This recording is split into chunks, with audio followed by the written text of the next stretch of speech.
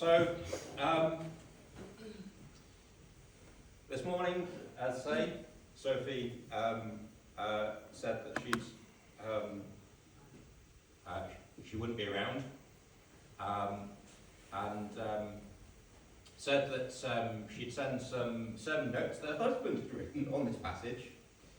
So I got off call, but I still don't know what that passage is. So it wasn't until the email came through that I could actually reflect on what am I going to say, or are these sermon notes going to be appropriate? And then I realised it's calm in the storm, and whenever I read that passage, my mind goes back 20 years to a time when I was in Uganda, working with a project on islands in Lake Victoria. And I was living on one of those islands for a couple of months. And the boats to and from the mainland,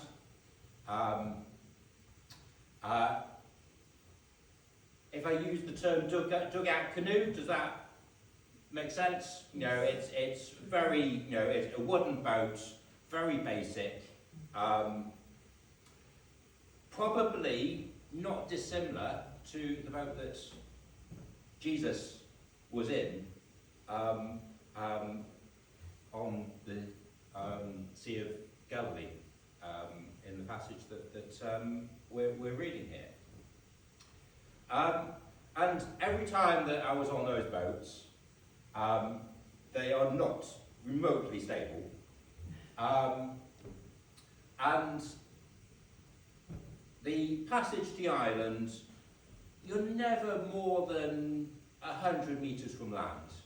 So, I had a little bit of comfort that, if the worst comes to the worst, I can probably just about swim it. Maybe a little bit of self-confidence there, but,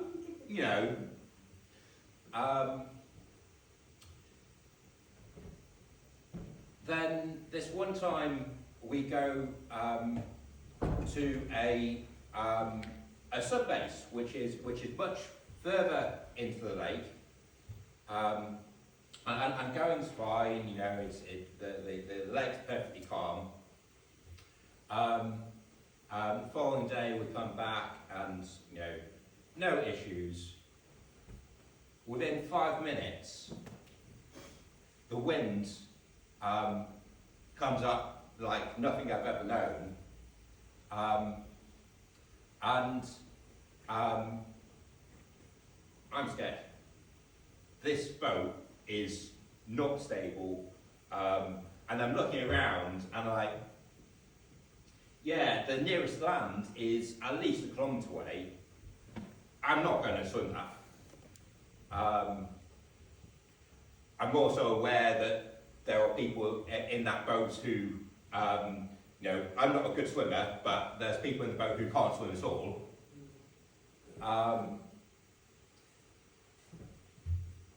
So I pray.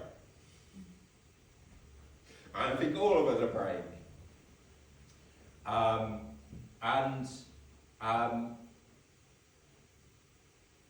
One thing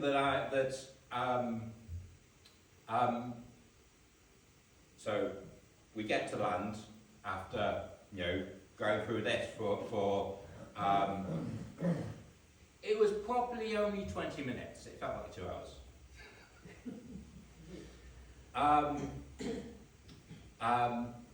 And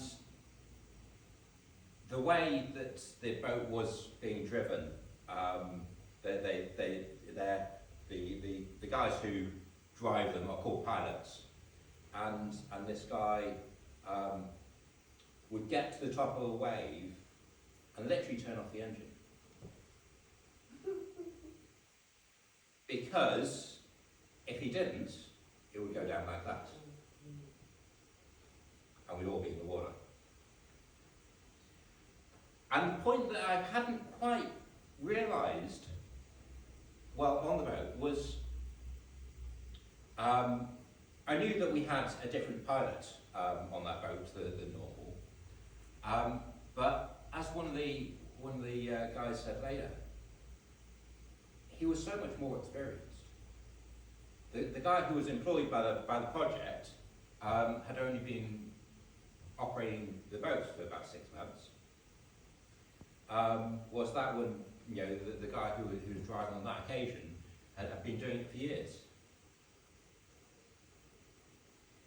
It just felt that it was God ordained that that pilot was there who knew what he was doing, because otherwise that could have been a very different story.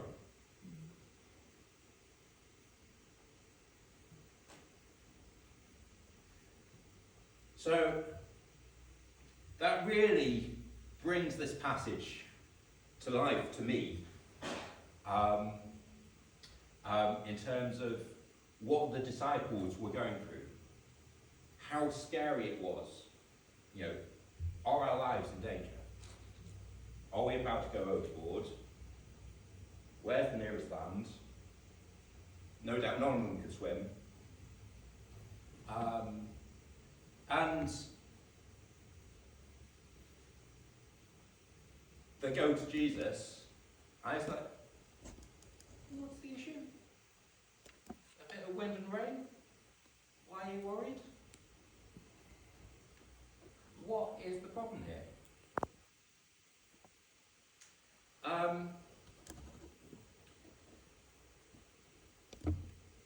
So often, there's times in our lives when God seems to be really absent.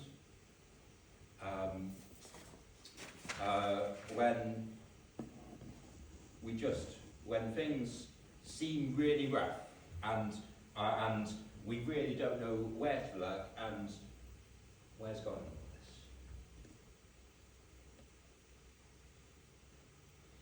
We don't see the answer, and we crave answers from God. The psalm can speak more powerfully about this, where the people of Israel have often believed that God has abandoned them. Why do you sleep, O Lord? Awake, do not cast us off forever. Psalm 44:23. It always ended with the conclusion that God has always been with them. So in Luke, we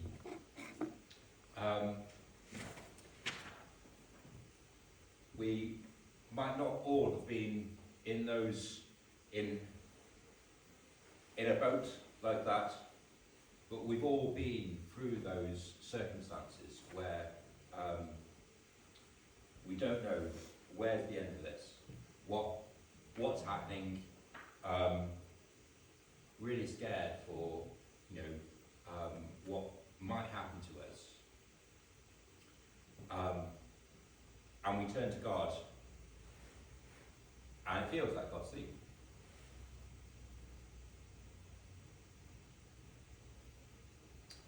But he never is. And it's in those moments that so often when we look back, days, months, often years later, that we're like, yes, I can see where you were. All of us, or most of us, will probably know the footprints story, where someone's walking through the sand on a beach. Jesus at the side, and they're talking, and can see and looks back and sees two sets of footprints.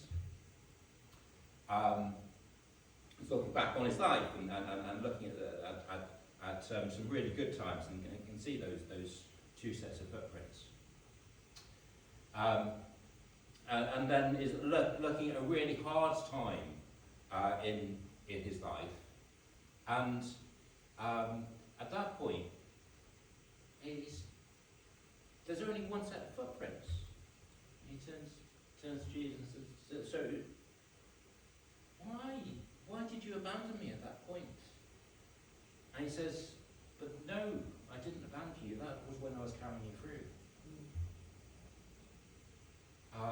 And so often when we look back at those hard times, we can see God carrying us through.